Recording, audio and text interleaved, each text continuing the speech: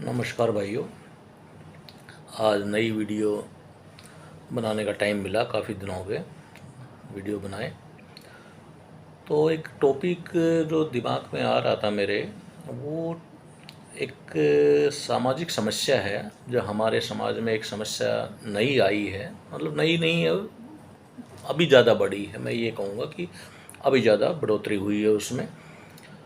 और वो है कि हमारे वृद्धाश्रम जो है वो हर जगह एक रिक्वायरमेंट महसूस होने लगी है वृद्धाश्रम की। वृद्धाश्रम, आप समझ गए होंगे मेरा इशारा किस साइड में है। वृद्धाश्रम की क्यों इतनी ज़रूरत हो रही है कि सरकार को भी सोचना पड़ रहा है इस पे। सरकार भी ध्यान दे रही है इन चीज़ों पे, लेकिन दूसरी साइड में हमें सोचना है, इसके पहलू के बारे में विचार करना है कि वृद्धाश्रम की ज़रूरत क्यों है, वृद्धाश्रम की ज़रूरत क्यों पड़ी समाज में, क्या कारण रहे हैं, कहाँ कहाँ गड़बड़ हुई है। बात समाज में एक साधारण आदमी से लेकर के और लाखों करोड़ों कमाने वाले लोगों की बात मैं कर रहा हूँ। ये समस्या कोई ये नहीं कह सकता मैं कि जो खेत में काम करता है, गरीब है, अनपढ़ है, आमदनी के साधन नहीं हैं, उन्हीं के साथ उनकी औलाद ऐसी करती है, ऐसा नहीं है। मैं एग्जाम्पल भी दूंगा। 5 लाख कमाने वाला आदमी, 7 लाख कमाने वाला आदमी जब रिटायर हो जाता है और रिटायर होने के बाद अगर वो अपने घर में अपने बेटा बेटी, पत्नी, अपने परिवार के साथ जब घर में रहने लगता है तो उसको मुश्किल से 1 या 2 महीना ठीक लगता है। उसके बाद बहुत सारे कारण हैं जो सामाजिक उसमें लोग डिस्कस नहीं करते, लेकिन विचारणीय है। वो बाहर आके कोई नहीं बताता कि क्या कारण था।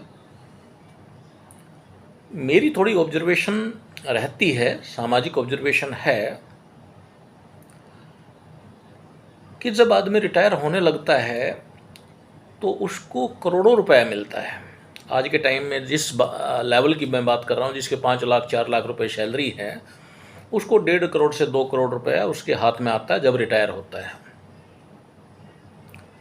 तो ऐसा कारण नहीं लगता है मुझे कि शायद वो 2 करोड़ जो मिलता है उसकी वजह से थोड़ी सी ज़्यादा रिस्पेक्ट मिल जाती है और आदमी सोचता है कि नहीं नहीं, मेरी औलाद, मेरे बेटा बेटी बहुत प्यारे हैं, मुझसे बहुत प्यार करते हैं।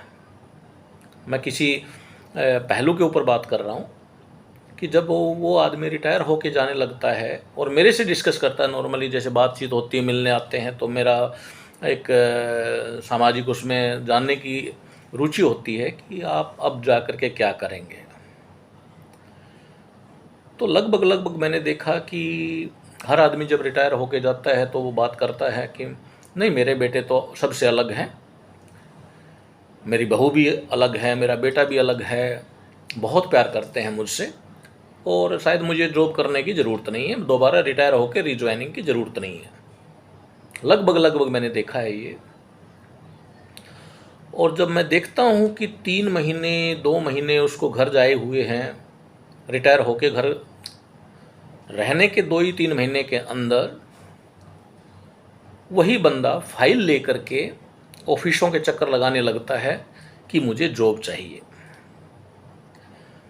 बहाना क्या होता है उसका? बहाना ये होता है, नहीं रूटीन नहीं बन रहा है, रूटीन में रहना अच्छा लगता है, रूटीन सारी ज़िंदगी मैंने सर्विस की है तो मैं रूटीन में रहा हूँ, वो रूटीन ख़राब हो जाता है तो मुझे अच्छा नहीं लगता।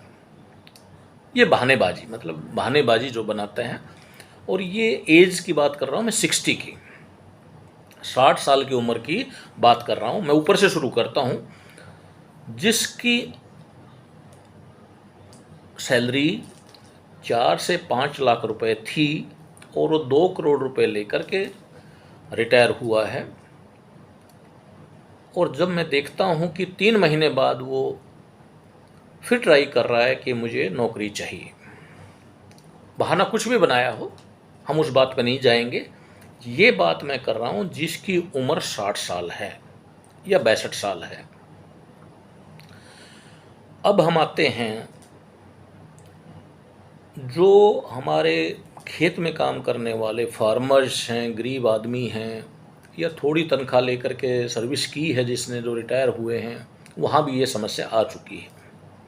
हमें एक्सेप्ट करनी पड़ेगी समस्या। समाज में आंख बंद करने से कुछ नहीं होगा।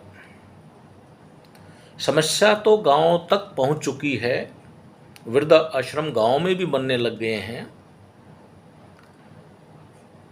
अब उस वृद्ध आश्रम जो गांव में बने हैं या गांव में बनने वाले हैं, एक बार तो सोचकर लगता है उसमें कौन आएगा, लेकिन पीढ़ी दर पीढ़ी जो बदलाव आया है समाज में, उसकी तरफ थोड़ा सा ध्यान अगर आप देंगे तो आपको बात मेरी समझ में आएगी। आज के समय में जो हमसे सबसे सीनियर पीढ़ी है, हमारे दादाजी के लेवल पे जो पीढ़ी है, उन्होंने तो ख्वाब में भी नहीं सोचा था कभी कि वृद्धाश्रम की ज़रूरत होगी हमारे समाज में। उन्होंने कभी सपने में भी नहीं सोचा था ये। उससे नेक्स्ट पीढ़ी जो हमारी पीढ़ी लगा लीजिए, हमें आभास तो हो गया था। आभास क्यों हुआ था? क्योंकि जो मॉडर्नाइजेशन हुआ, जिसमें हमने अपनी ज़रूरतों को इतना बढ़ा लिया कि हमें नौकरी भी करनी है, ज़्यादा पैसा भी चाहिए। ज़्यादा पैसा कमाने के लिए आपको मेट्रो में जाना पड़ेगा या बाहर मेट्रो सिटी में या बड़े सिटी में रहना पड़ेगा। उसका रहने का खर्चा, फिर वहाँ स्टाइल मेंटेन करना पड़ेगा, आपको गाड़ी रखनी पड़ेगी। अगर आपने फ्लैट खरीद लिया इंस्टॉलमेंट पे तो वो एक प्रेशर है।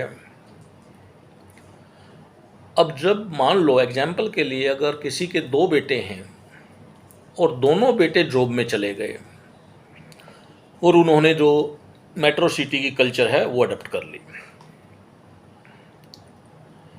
अब मेट्रो सिटी की जब कल्चर अडॉप्ट कर ली उन्होंने, तो उन्होंने फ्लैट ले लिया, गाड़ियाँ ले ली, इंस्टॉलमेंट खड़ी कर ली। महीने में आधी तनख्वाह तो उनकी इंस्टॉलमेंट में चली जाती है। और धीरे धीरे ऐसा हुआ कि उनको बड़ी मुश्किल से किसी एक आदमी को अपने बीच में रखने के लिए बहुत सोचना पड़ता है। अब जो पेरेंट्स को छोड़ के आए, जो माँ बाप को पीछे छोड़ के आए, अब 2 ही भाई थे, दोनों भाई बाहर निकल आए मान लो। अब माँ बाप, चलो जब तक उनके घुटने चलते हैं, जब तक उनका क्रियाक्रम ठीक ठाक चीज़ें हैं, काम करने का शरीर अलाउ कर रहा है, तब तक तो ठीक है। एक समय ऐसा भी आएगा कि उनको हर रोज़ केयर की ज़रूरत पड़ेगी, मेडिकल की ज़रूरत पड़ेगी, मेडिकल एड की ज़रूरत पड़ेगी, कोई ना कोई देख रेख में चाहिए उनका, उठने में, बैठने में। उस समय आप सोच के देखिए कि ये जो मेट्रो की प्रणाली और ये कल्चर जिसने दोनों बेटों ने अपनाई है, क्या वो हिम्मत जुटा सकते हैं कि जॉब छोड़ करके वापस गांव में जाएं और मदर फादर की केयर करें? शायद असंभव है, क्योंकि अब उन्होंने भी 2 बच्चे पैदा किए हैं।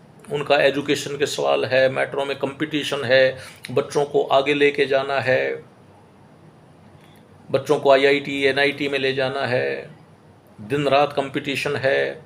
घर में अगर थोड़ी सी भी आवाज़ हो जाए तो बच्चे डिस्टर्ब हो जाते हैं। बातचीत कोई करने वाला पड़ोसी भी आ जाए तो बच्चे बोलते हैं हम डिस्टर्ब हो गए, हमारी पढ़ाई डिस्टर्ब हो गई। अब इनके दोनों भाइयों के अंदर एक विचार आया कि क्या किया जाए माँ बाप का।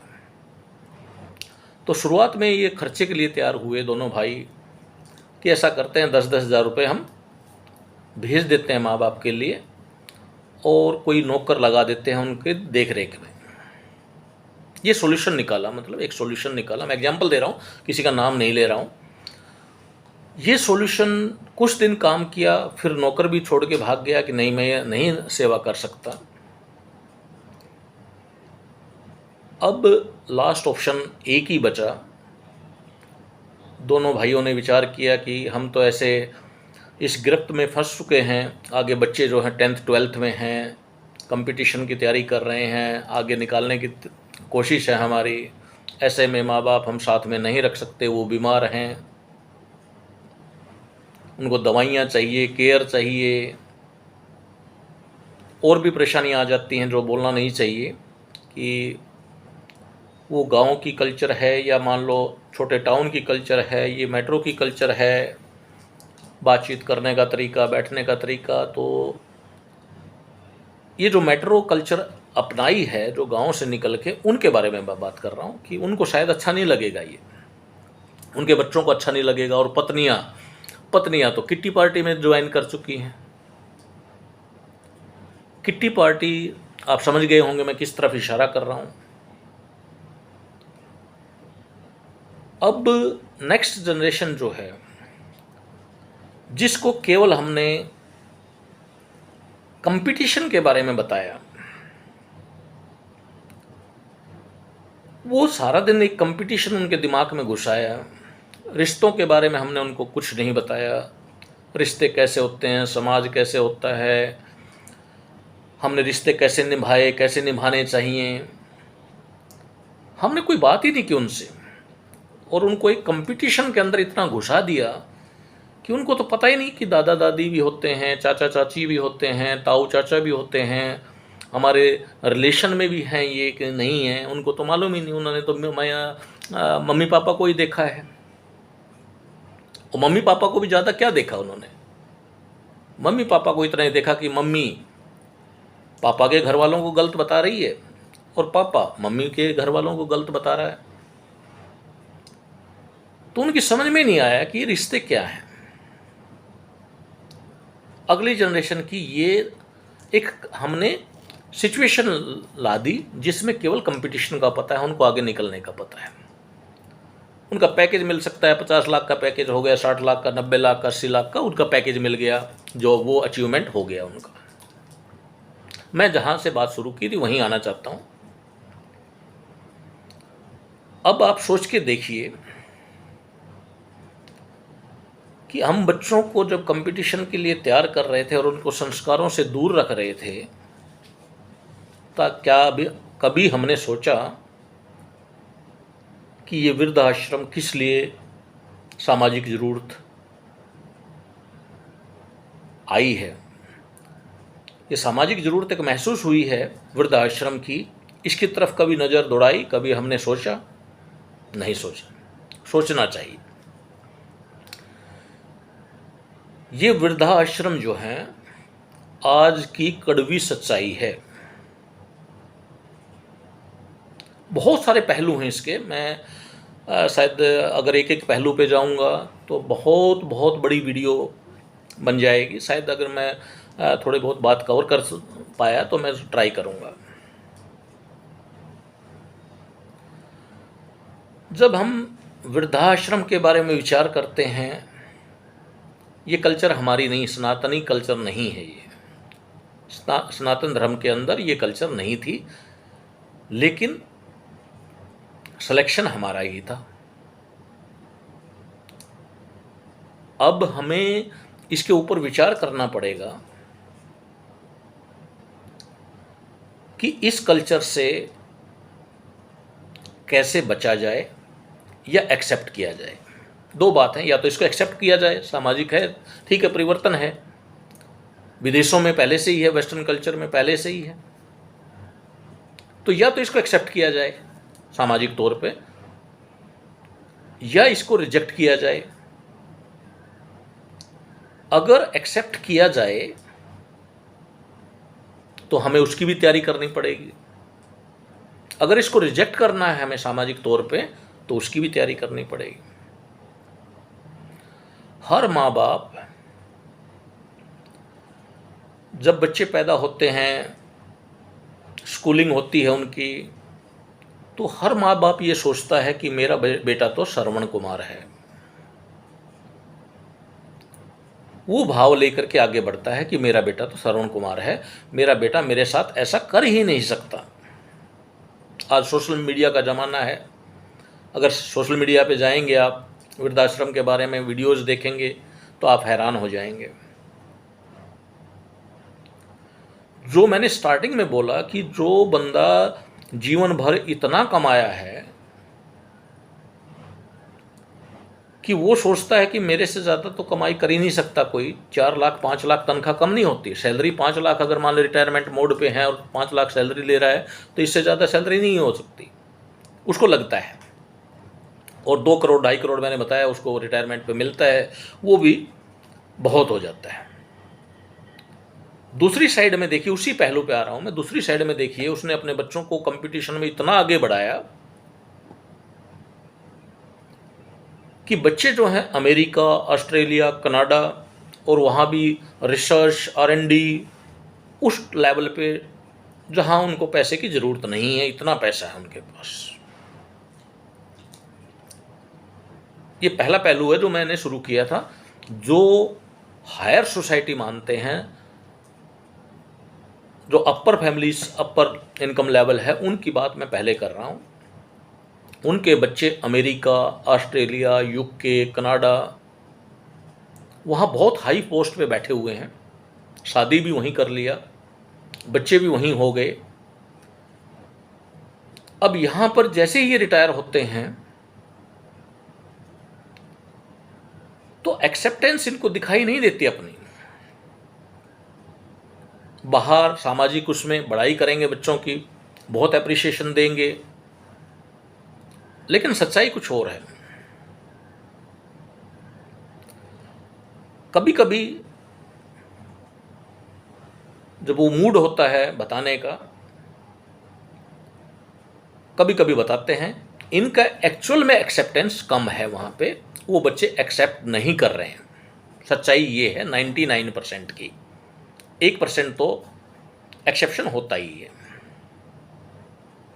99% बच्चे नहीं चाहते कि ये लोग उनके पास जाकर रहें। अब ये क्या करेंगे? मैंने फिर बोला कि जब तक शरीर चल रहा है तब तक कोई घबराने की ज़रूरत नहीं है, पैसा आपका काम कर सकता है। जब तक आपका शरीर चल रहा है तब तक पैसा काम कर सकता है। जब शरीर इस लेवल पे आ जाता है कि कोई ना कोई केयर टेकर चाहिए, इमोशनल भी, शारीरिक भी, जैसे 75-80 के आसपास आप आते हैं, इमोशंस, सपोर्ट की भी ज़रूरत पड़ती है। और कुछ समय आप काम चला लेते हैं, नौकर लगा लेते हैं, सफाई वाला लगा लेते हैं, हेल्पर लगा लेते हैं, क्योंकि पैसा है आपके पास, चल जाता है। लेकिन कहीं ना कहीं कचाट तो रहती है कि क्या ये हमने ठीक किया कि बच्चों को इतने ऊंचे आसमान में उड़ा दिया हमने कि शायद वो लौट कर नहीं आएंगे। क्या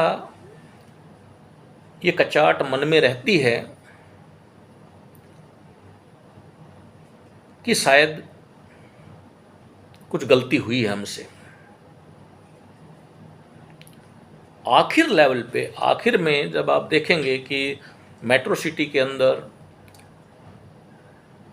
इनके 10-10 फ्लैट्स, 20-20 फ्लैट होते हैं, 20-20 गाड़ियाँ होती हैं, और आखिर जब वक्त आता है, आखिरी समय आता है, तो पड़ोसी बताते हैं कि इस घर से बदबू आ रही है और शायद कुछ अनहोनी हुई है।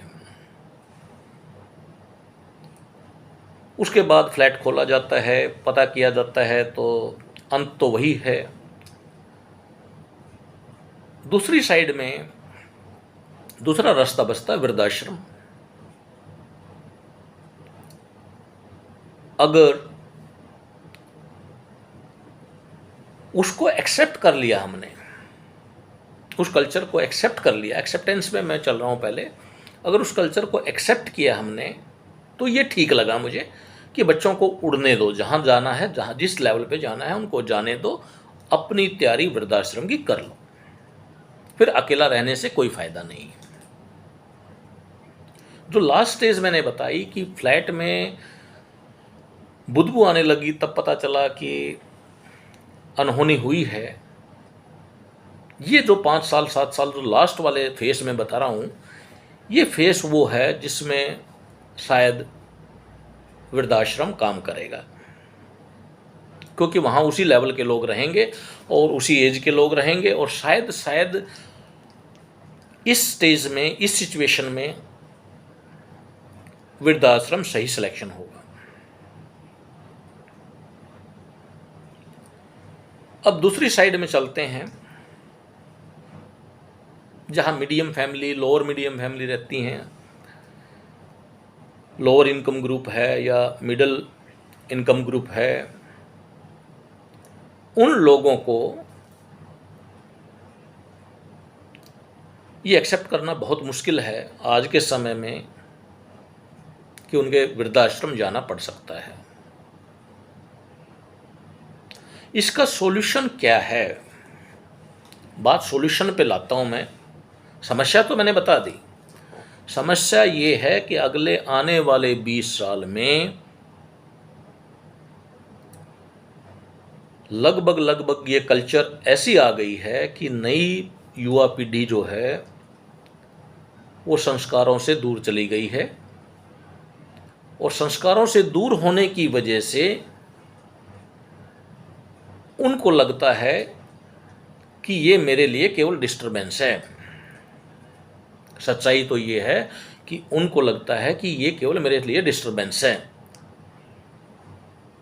जब वो उस लेवल पे पहुंच गए और फिर हम बताने लगे कि ये दादा हैं, ये दादी जी हैं, ये चाचा जी हैं, ये ताऊ जी हैं, ये हमारा ज़मीन है, ये हमारा घर है, तो शायद वो एक्सेप्ट नहीं कर रहे। ये अपर मिडिल क्लास की बात कर रहा हूँ, जिनकी इनकम काफ़ी अच्छी है, हायर से कम है लेकिन मिडिल में काफ़ी अच्छी है, जायदाद है, ज़मीन है, घर बार हैं।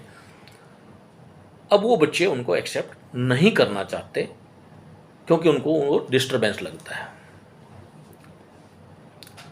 उससे नीचे लेवल पे भी जो टीचर हैं, कहीं से रिटायर हुए हैं, दूसरे जॉब से रिटायर हुए हैं, छोटे टाउन में हैं, गांव में हैं, अपना मकान बनाया, उन्होंने भी कोशिश की अपने बच्चों को आगे निकालने की। बच्चे निकल भी गए, बहुत अच्छी खुशी की बात है। 3 बच्चे थे, तीनों अलग अलग हो गए। उनका अपना जीवनचर्या जैसे चलनी है वैसे चल रही है, वही खर्चे, आज का कंपटीशन, दिखावा, गाड़ी बंगला, उनको भी हायर स्टैंडर्ड में, लोअर वाला सोचता है अपर में, अपर वाला सोचता है और अपर में जाने की, वो कंपटीशन जो है उनके मन में भी आया हुआ है। मैं एग्जाम्पल आपको दे रहा हूँ जो मेरे सामने बर्निंग एग्जाम्पल है, नाम नहीं ले सकता मैं उन लोगों के।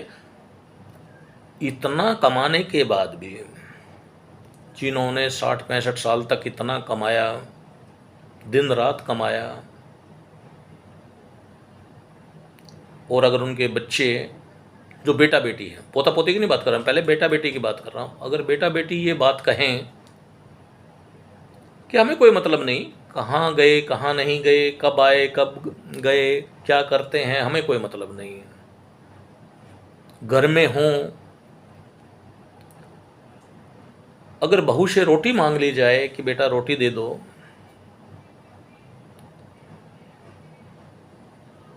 और माँ बाप दोनों वेट कर रहे हैं कि कोई रोटी देने आएगा हमें, मैं उस आदमी की बात कर रहा हूँ, उन आदमी की बात कर रहा हूँ जिन्होंने बहुत कमाया जीवन में, बहुत कमाया जीवन में। अगर वो बहू बेटे को ये बोलें कि बेटा मेरे को ब्रेकफास्ट दे दो, और बेटा बेटी जो है उनकी परवाह ना करते हुए अपने काम में लगे रहें, और माँ बाप जो हैं वो वेट करते करते ये सोच लें कि खाना तो नहीं आएगा। ये जो एक गैप हमने पैदा किया है, कहाँ कमी रही, क्या कमी रह गई हम में, हम मतलब हमारे से जो पहले वाली पीढ़ी है उनकी बात कर रहा हूँ, हम तो अभी तैयारी करेंगे उसकी। कहाँ गड़बड़ रह गई, क्या गड़बड़ रह गई कि आज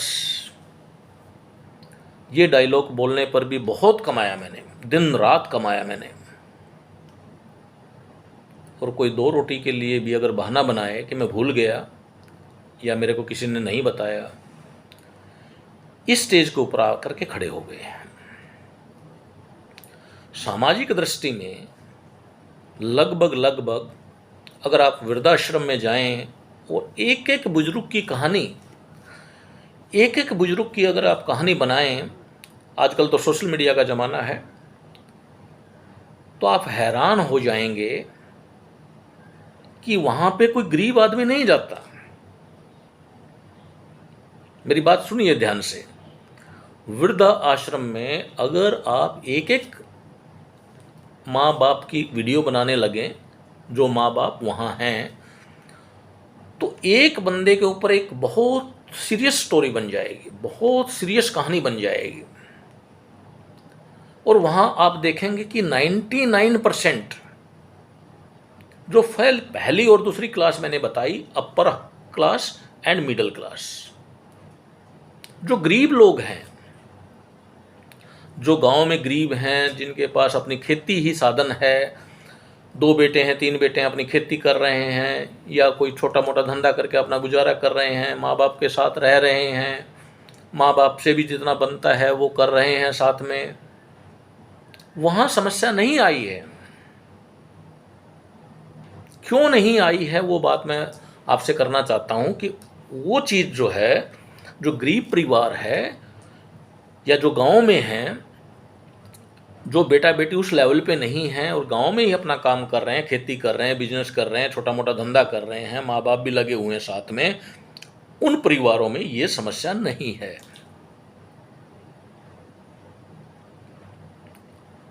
तो समस्या कहाँ कहाँ समस्या हुई और क्यों हुई, इस पे हमें विचार करना है।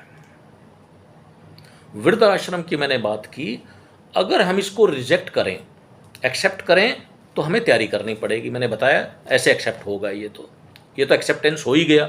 जब हम इतने कंपटीशन में आगे जा रहे हैं तो एक्सेप्टेड है वो।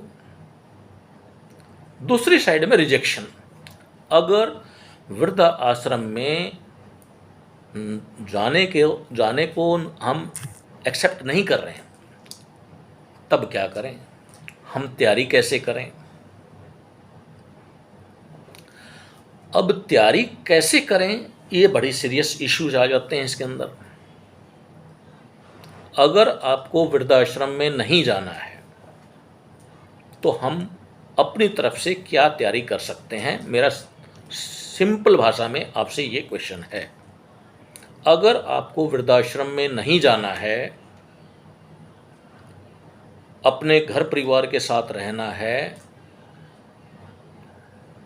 तो क्या तैयारी करें हम। समाज का परिवर्तन जो है वो प्रकृति का नियम है, हम नहीं रोक सकते। परिवर्तन तो हो रहा है और होता रहेगा, उसको हम रोक नहीं सकते, लेकिन क्या हम कुछ तैयारियां कर सकते हैं।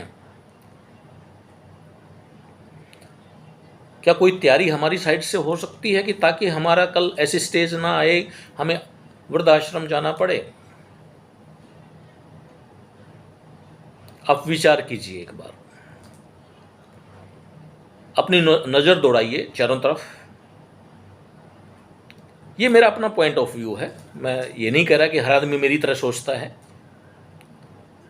मेरे में अपने विचार हैं, पॉइंट ऑफ व्यू मेरा है, तो उसमें कमी भी हो सकती है, ऐसी नहीं बात कर रहा मैं, कमियां भी हो सकती हैं उसमें, और अच्छे पहलू भी हो सकते हैं। हो सकता है मैं ज़्यादा नेगेटिव ले रहा हूँ, इससे बहुत अच्छे पहलू भी हैं, समाज के अंदर बहुत अच्छी चीज़ें भी हैं। मैं एक्सेप्ट करता हूँ उस चीज़ को कि बहुत अच्छे परिवार भी हैं,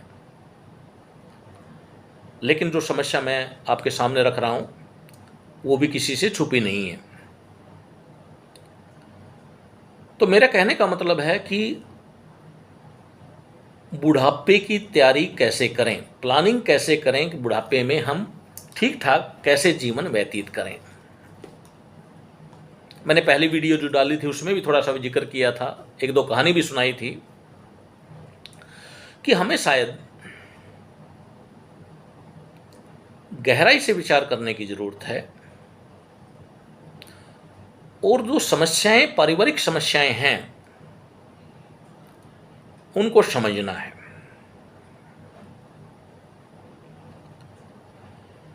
जब आप उस लायक थे तो आपने माँ बाप का कितना ध्यान रखा या रख पाए? पहली बात तो ये आ गई। तो विचार तो कीजिए। अगर हम कर्म को रिफ्लेक्शन बोलते हैं कि कर्म जैसे किए हुए हमारे सामने आएंगे, अगर आपने माँ बाप की सेवा दिन रात की है और आपकी औलाद ने भी देखी है, ऐसा कम होता है कि आपके साथ ऐसा होगा। अगर आपने माँ बाप की सेवा की है और आपकी औलाद ने आपको देखा सेवा करते हुए, तो बहुत कम चांस हैं कि आपकी औलाद कुछ ऐसा आपके साथ करेगी कि वृद्धाश्रम में भेजेगी या घर में नहीं रहने देगी। बहुत बहुत कम, रेयर का चांस है।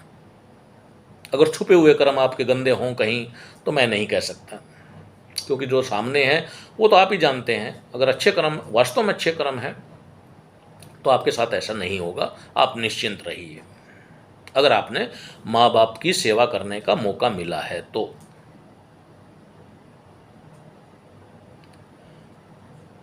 अगर नहीं मिला है तो, या आप उससे चूक गए, या आप भी जो मैंने परिस्थितियां बताई उस परिस्थिति में फंस गए, तो आप अपनी तैयारी कर लीजिए। ये सच्चाई है, आप समाज में भी देख सकते हैं। जैसा आपने किया वो तो आपको भोगना पड़ेगा। जैसा आपने माँ बाप के साथ किया वो तो आपके आगे आना ही है। कोई नहीं रोक सकता दुनिया में। आपका भाव कैसा था, आप माँ बाप को कितनी इज्जत देते थे, माँ बाप के साथ कितना समय गुजारते थे, माँ बाप की इज्जत जो दिल से आनी चाहिए, भाव जो पैदा होना चाहिए, क्या वो भाव से आपने इज्जत दी उनको? उनकी बात कर रहा हूं जो वृद्धाश्रम के लिए जाने के लिए तैयार हैं। क्योंकि जब आपने नहीं किया, जब आपका समय था, जब आप के माँ बाप 60 साल की तरफ चल रहे थे, उस समय आपका मौका था और उस समय आप जवान थे, मेहनत कर रहे थे, कमा रहे थे, और आपने माँ बाप के साथ क्या किया?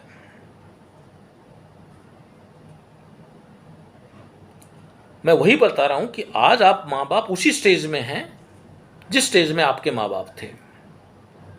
अब आप तैयार रहिए। अब आपके साथ नेक्स्ट क्या होने वाला है वो मैं बता रहा हूं कि अब तैयारी कर लीजिए अपनी। क्योंकि अगर प्लानिंग हो गई थोड़ी बहुत, बच सकते हैं, कुछ चीज़ों में बच सकते हैं हम।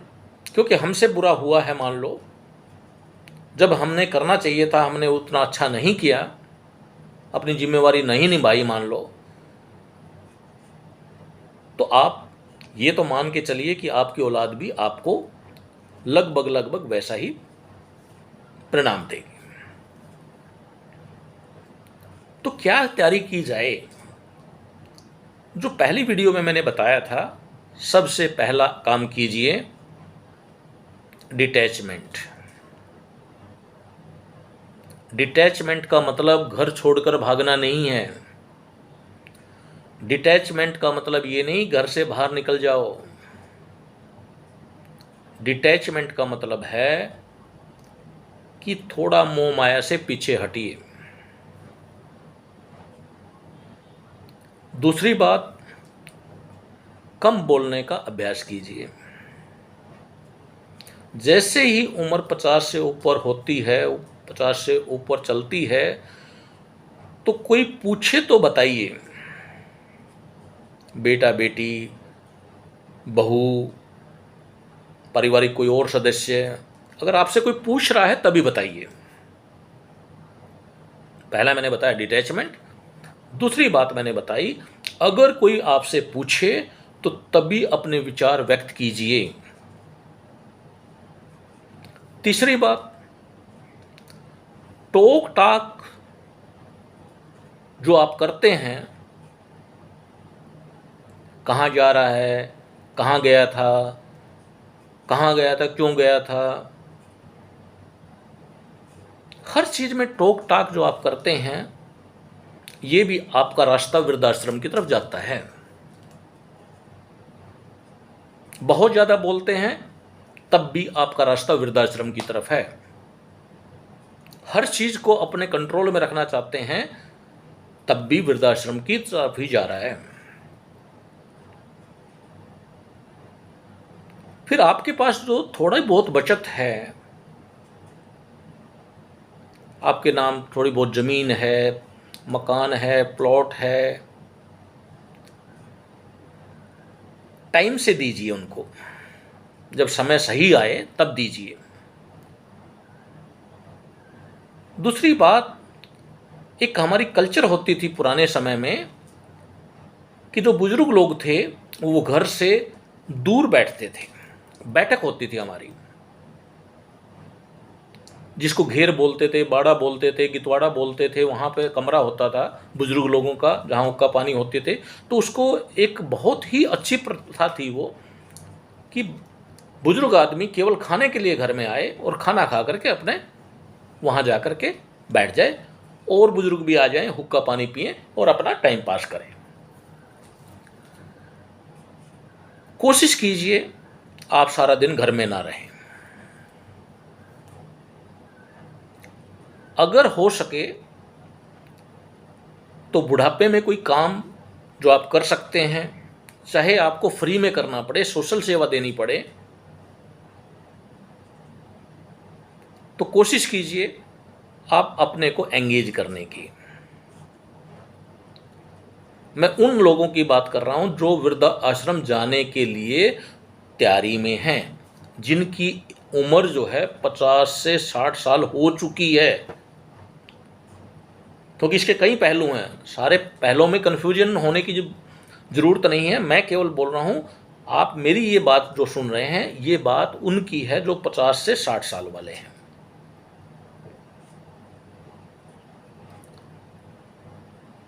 लालच, बहुत ज़्यादा अटैचमेंट, सारा दिन बकवास, टोका टाकी, दो पैसे जो आपके पास है हर टाइम उनका गुणगान करना, आपने औलाद के लिए क्या किया है बार बार रिपीट करना, आपने क्या प्रोग्रेस की है उसको रियलाइज करवाना बच्चों को बार बार। ये चीजें आपको केवल एक रास्ता दिखाएंगी, वो है वृद्धाश्रम। तैयार रहिए मानसिक तौर पे। अगर आप ये चीजें जो मैं बता रहा हूं वो नहीं कर पाए तो हमें तैयार रहना चाहिए वृद्धाश्रम जाने के लिए। और वृद्धाश्रम मैंने बताया कि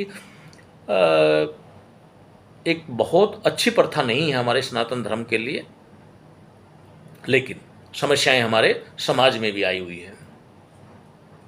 अगर आप रिटायरमेंट के बाद, मैंने एक छोटी सी बात शुरू की थी, रिटायरमेंट के बाद अगर सामाजिक सेवा फ्री में भी कर दें और अपने को बिजी रखें तो शायद आपके औलाद भी देखेगी और उससे उनको प्रभाव पड़ेगा कि कम से कम सामाजिक सेवा में हैं हमारे पिताजी। समाज के कुछ भी कर दीजिए। अब जैसे मान लो रिटायर्ड टीचर हैं आप, क्या फ्री में एजुकेशन नहीं दे सकते किसी को? क्या फ्री में जो सामाजिक ताना बाना है उसमें शामिल नहीं हो सकते कि मुझे कुछ नहीं चाहिए, मैं फ्री में सेवा करूंगा? कितने टीचर हैं जो परेशान हैं और वो सुबह से शाम तक वही रोना रोते रहते हैं। दूसरा, कोई आपने कमी एक प्रोड्यूस कर ली, मान लो एग्जाम्पल के लिए समाज में दारू पीना, नशा करना जो है, एक तो आप रिटायर हो गए, एक आप अटैच्ड हैं, लालची हैं, बहुत बोलते हैं, टोका टाकी करते हैं और उसके बाद नशा करते हैं, दिन भर नशा करते हैं। अब आपकी हालत क्या होगी? उस औलाद का क्या कसूर है? वो क्या करें? वृद्धाश्रम ना छोड़ें तो आपको कहाँ ले जाएं?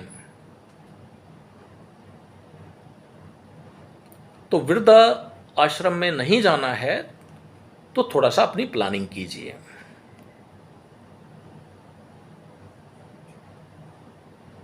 आप समाज के अंदर बहुत सारे एग्जाम्पल मिल जाएंगे आपको, अगर थोड़ा सा आप ध्यान लगाएं तो आप मेरे से बेटर बातें कर सकते हैं उसके ऊपर। जितनी मेरी ऑब्जर्वेशन है शायद वो एक लिमिट है, दायरा है, और पहलू भी सारे पहलू एकदम से नहीं बोल सकता मैं। दूसरी साइड में जो माँ का रोल है, ये पिताजी का रोल बताया मैंने जो 60 साल के आसपास है, और 60 साल के आसपास मम्मी जो है माताजी, उनका भी एक रोल है।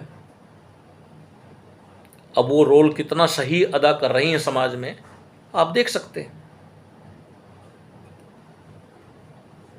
मैं कई एग्जाम्पल है मेरे पास कि 2 बेटे हैं तो एक बेटे की तरफ झुकाओ और दूसरे बेटे को हर टाइम चुगली करना, दोनों भाइयों का आपस में लठ बजवा देना। 2 बहुएं हैं, कभी इस बहू की तरफ चली गई, कभी उस बहू की तरफ चली गई। क्या तैयारी किया आपने बुढ़ापे की? सारे समाज का कहीं ना कहीं आपको ये एग्जाम्पल मिल जाएंगे। अरे बेटा बेटी तो श्रवण कुमार बन भी जाएं, पहले माँ बाप तो श्रवण कुमार के माँ बाप बने। एग्जाम्पल के लिए मैं एक छोटी सी पंचायत में जाने का मौका मिला, स्पेशल बुलाया गया था मेरे को कि शायद सॉल्यूशन मेरे से निकल जाए। समस्या 2 भाइयों की है, बंटवारे की समस्या थी। अब जब मैंने थोड़ा सा आगे बढ़ के देखा कि कहीं ना कहीं माँ बाप का रोल जो है, हो सकता है मजबूरी में हो कि वो छोटे बेटे के साथ रह रहे हैं तो छोटे बेटे का ही फेवर करें। फेवर कीजिए आप, ठीक है, रिजनेबल बात रिजनेबल होती है, लेकिन ऐसा मत कीजिए कि दोनों भाई भाई पुलिस स्टेशन तक पहुंच जाएं या आपस में गोली चलें या आपस में हथियार चलें। उस स्टेज पे मत पहुंचाइए इसको। तो कई जगह मैंने देखा है समाज के अंदर माँ बाप भी अपना रोल जो है अपना निजी फायदे के लिए गड़बड़ कर लेते हैं। जब माँ वो पंचायत में बोलने लगी तो मैंने उन माँ से पूछा कि माँ, बड़ा बेटा भी आपने ही पैदा किया, छोटा बेटा भी आपके पेट से ही पैदा हुआ, आज छोटे बेटे के सामने बड़े बेटे की इतनी चुगली क्यों कर रही हो आप? वो सब कुछ गलत है, वो बेईमान है, वो तो सब कुछ खा गया, लूट लिया उसने।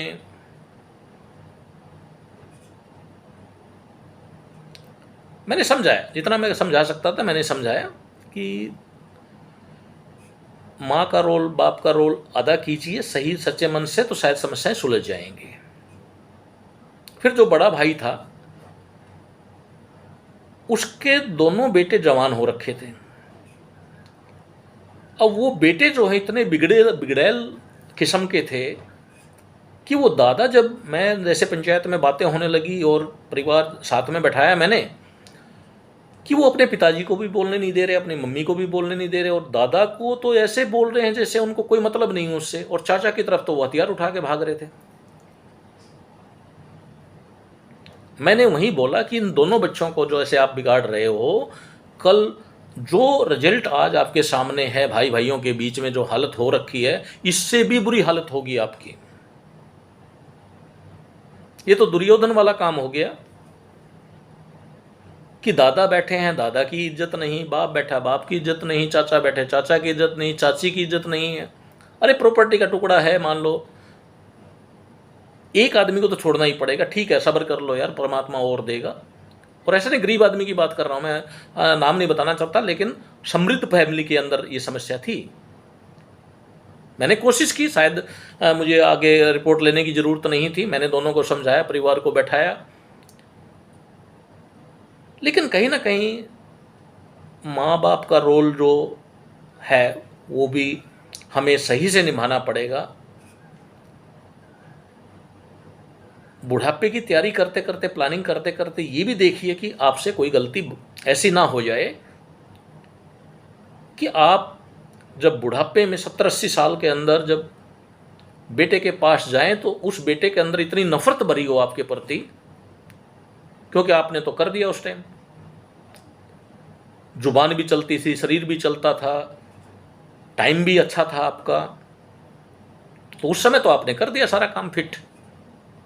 और उस आखिरी सांस में जब आपको ये लगा कि अभी तो खड़ा होना में, बैठने में बड़ी दिक्कत है, फिर आप देखिए अगर बाई चांस आपको उसी बेटे के पास जाना पड़ गया जिसके साथ आपने राजनीति की है, वो बेटा क्या करेगा? वो बेटा आपको सीधा गाड़ी में बिठा के वृद्धाश्रम ही छोड़ के आएगा। तो वीडियो काफ़ी लंबी हो गई है। पहलू मैं बता रहा हूं कि मैं सेटिस्फाई नहीं हूं पहलुओं से, बहुत सारे पहलू हैं, लेकिन पहलू एक बार में एक पहलू पर ही बात कर सकते हैं हम। अगर मौका मिला तो नेक्स्ट वीडियो में मैं ज़रूर दूसरे पहलू पर बात करूंगा। अगर विचार ठीक लगे, अगर वीडियो ठीक लगे, आप कमेंट्स में लिखिए। इसके अलावा क्या क्या आपकी ऑब्जर्वेशंस हैं, आपने समाज में क्या देखा, मेरे पॉइंट ऑफ व्यू जो है कहाँ कहाँ गलत है और क्या करेक्शन कर सकते हैं समाज में, आप कमेंट्स में बताइए। वीडियो को फॉरवर्ड कीजिए, सब्सक्राइब कीजिए चैनल, और मैं कोशिश करूँगा कि हर संडे कम से कम एक छोटे से मुद्दे के ऊपर कोई ना कोई वीडियो डालूं। धन्यवाद, थैंक यू।